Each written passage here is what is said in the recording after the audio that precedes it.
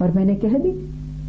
उस कहने का ये हुआ कि मुझे कहा गया कि आप दिल्ली आए, मिले, सिलसिला चालू हो गया। मैं इतना कह सकती हूं कि मैं राजनीति में जो आई, ये मेरी तकदीर मुझे ले आई। सोनिया जी ने मुझे बढ़ाया। वो चाहती थी मैं चुनाव लड़ूं जी। 98 में वो चाहती थी। कहा गया मुझे, मैंने घर पे राय करी, माता पिता से राय हुई।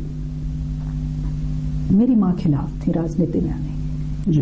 मेरी माँ का ये कहना था कि बेटा हम अनपढ़ होके तुझे डॉक्टर बनाया, कितनी मैंने तकलीफें भुगती, और तू डॉक्टरी कर, राजनीति में नहीं जाओ। पिताजी का ये कहना था और घर के दूसरे भाई बहनों का और मेरे हस्बैंड का कि भाई तुम सेवा तो कर ही रही हो, गांव में जाती हो, गरीबों की सेवा करती हो, राजनीति एक बड़ा माध्यम है सेवा करने का, तुम्हें संतुष्टि मिलेगी। क्योंकि हर परिवार के सदस्य मुझे समझते हैं कि मुझे संतुष्टि, मानसिक संतुष्टि की जरूरत होती है जी। और वो सेवा के माध्यम से मैं संतुष्ट होती हूँ।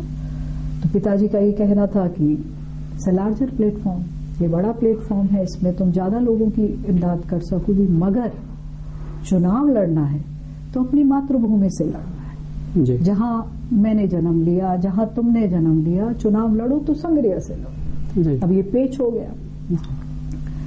बड़े नेता चाह रहे थे कि मैं चुनाव लड़ूं, मेरे सामने बंधन था मेरे पिता की सोच का, और वो सोच मेरे अंदर आ चुकी थी जी। कि पिता ने कह दिया, मैंने मान लिया, क्योंकि हमने ये सीखा है, हमारे जो संस्कार है माँ बाप से, कि भगवान तो आपने कहीं देखा नहीं। बिल्कुल,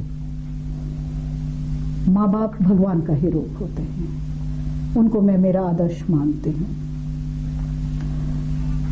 उनकी सोच सही थी, इसलिए मैंने उसे अपना लिया और बात कह दी कि मैं चुनाव लड़ूंगी तो संग्रिया से लड़ूंगी। मुझे ऑफर हुआ कि मुझे आमेर से लड़ लेना चाहिए। जनरल सेक्रेटरी उस टाइम राजस्थान में दिल्ली से माधवराव जी सिंधिया साहब होते थे, और उन्होंने कहा भी मुझे 2-3 बारी कि मैडम चाहते हैं सोनिया जी की परम तुम चुनाव लड़ो, और तुम यहाँ से क्यों नहीं लड़ती, तुम तो यहाँ बहुत पॉपुलर हो, तुम जीत भी जाओगी।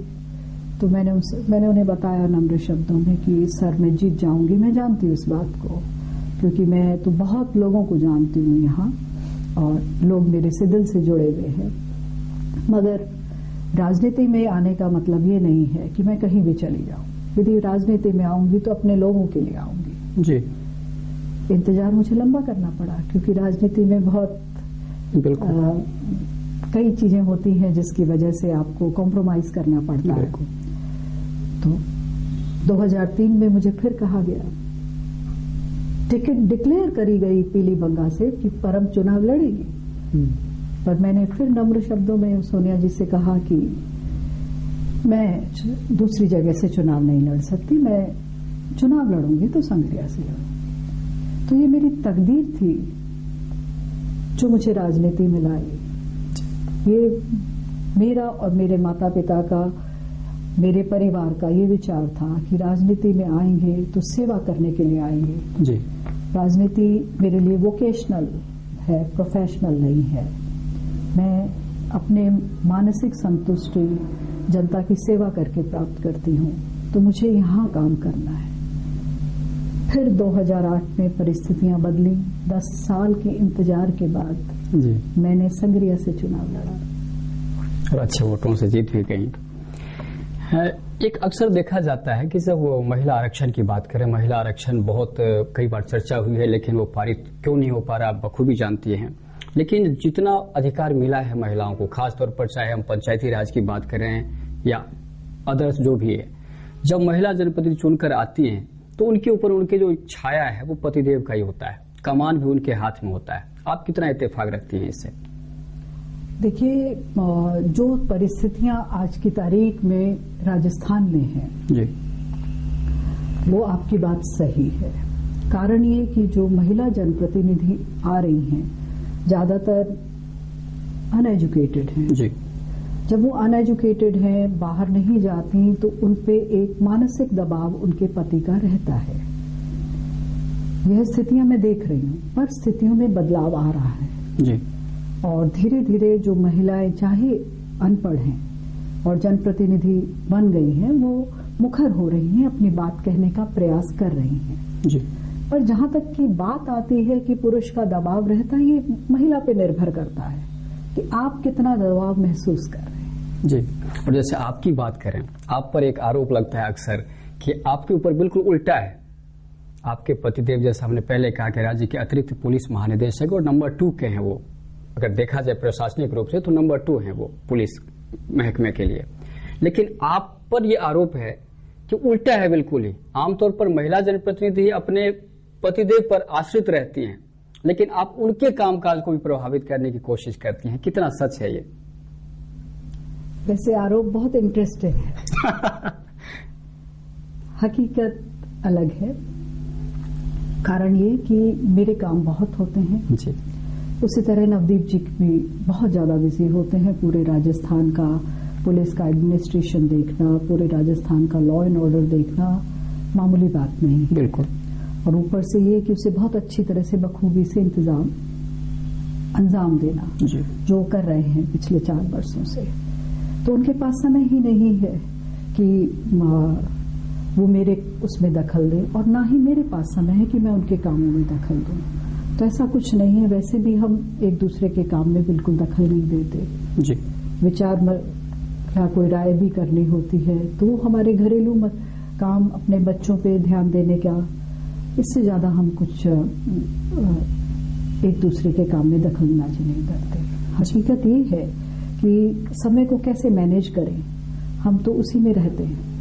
इतनी बड़ी जनता संग्रिया की, इतने लोग, जो कोई मुझे भाई बहन की तरह प्यार करता है, कोई माँ बाप मुझे बच्चे बिटिया की तरह प्यार करते हैं, तो मुझे तो उस समय को उनको देना, उनके काम करने में ही मेरा वक्त निकल जाता है जी। और जैसा दिखता है हकीकत में कि यदि हम पढ़े हैं, हाईली एजुकेटेड है, तो उसका मतलब ये नहीं है कि हम लोग, जो समाज का एक तबका इस तरह का होता है कि वो अलग ही तरह की जीवन यापन करता है। मैं बहुत ही घरेलू महिला हूँ।